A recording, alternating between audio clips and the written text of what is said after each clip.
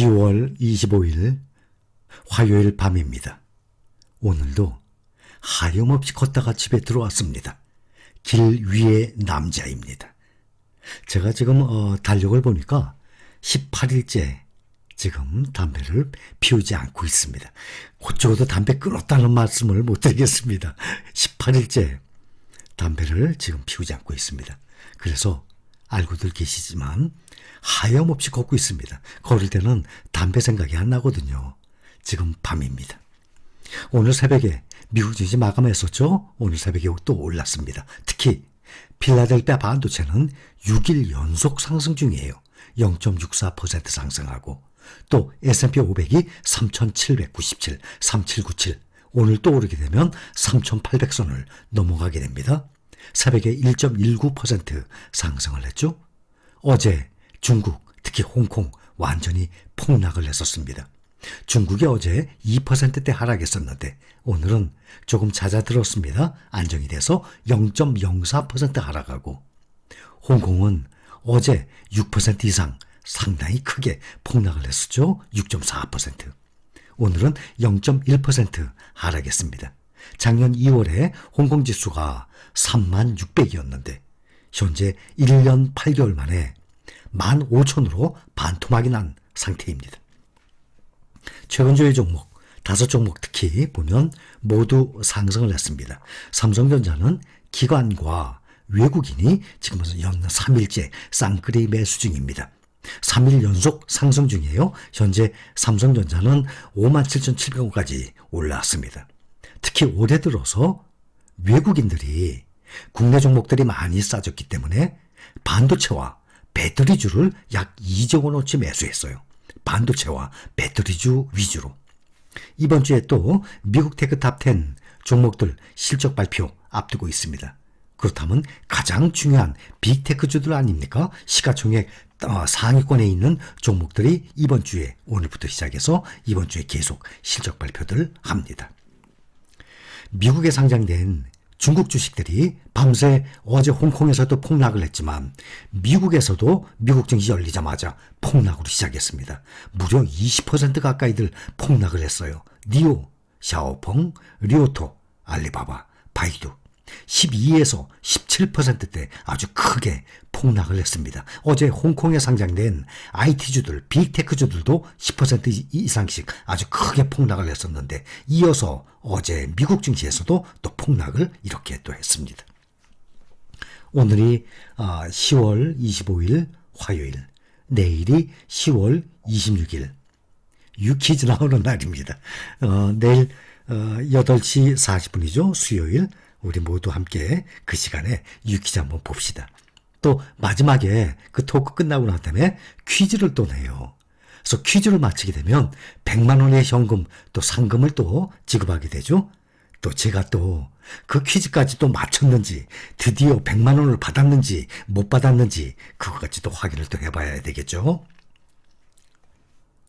내일 밤에 유퀴즈 방송 나가기 전에 혹시 내일 새벽이나 오전이나 낮에나 또 영상을 올릴지는 모르겠습니다. 요즘에는 제가 자꾸 밖으로 나가지 않습니까? 이유 다들 알고 계시죠? 또 그만큼 또 이해를 해주고 계시죠? 사실 이게 쉬운 게 아니잖아요. 그래서 저는 지금까지 45년간 담배를 피면서 살아왔으니까 앞으로 한 20년? 20년이면 85세 아닙니까? 45년을 담배 핀 인생이었으니까 앞으로 약 20년 정도는 담배를 안 피우는 인생으로 한번 살아보자. 그 마지막에 나머지 20년의 인생을 담배 안 피고 살게 되면 어떤 인생이 될지 궁금합니다. 그래서 그런 마음으로 지금 하루하루 잘 버텨내고 있습니다. 미국 선물지수 보면 지금 오늘 하루 종일 혼조선해요. 또 2년물, 10년물 국채 금리는 하락 중에 있습니다. 여기 기사 하나 나온 거 보면 모두가 두려워할 때 욕심을 내라.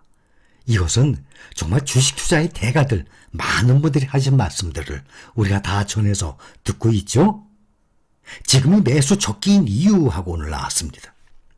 저는 여러분들께 무조건 지금이 제일 좋다는 거 절대 아닙니다. 언제가 바닥인지 알 수 없기 때문에 무릎과 바닥이라는 사이라는 건 알고 계시죠? 약세장이잖아요. 이 기간에 월급이 나오는 대로 꾸준히 얼마이든 간에 정액 적립식으로 매수하는 방법이 가장 적절하다고 저는 그것을 강조하는 것입니다. 최근 60년간 보면 특히 연말, 연초에 주가 수익률이 좋았어요. 이것은 몇 번 말씀드렸었죠. S&P 500 누적 수익률이 무려 3,000%에 달한다고 나와 있습니다. 5월부터 10월은 누적 수익률은 14%에 그친다고 나왔어요. 얼마나 차이가 납니까? 특히 1년 중에 매년 9월이 실적이 가장 안 좋은 달로 나왔었습니다. 그때도 9월 달에 이미 설명을 다 드렸었죠. 그래서 지금 10월 말 아닙니까? 3분기 끝나고 4분기입니다. 그래서 최근 60여 년간의 이 기록을 보면 11월부터 4월 그러면은 보통 연말 연초죠. 그때가 수익률이 가장 높았다고 나와 있습니다. 공포가 클 때가 최고의 매수기에 하고 나왔습니다.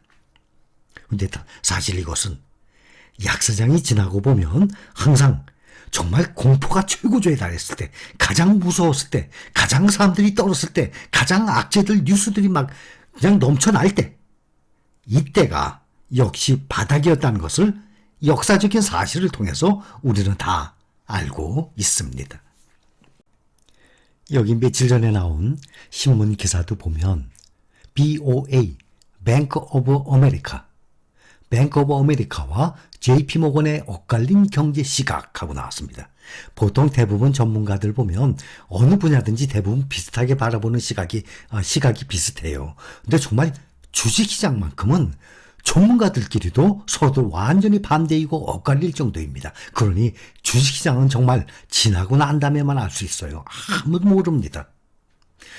JP모건 그러면 미국의 은행주 중에 시가총액 1등이에요. 며칠 전에도 보여드렸죠. 시가총액을 2등이 뱅크 오브 아메리카예요.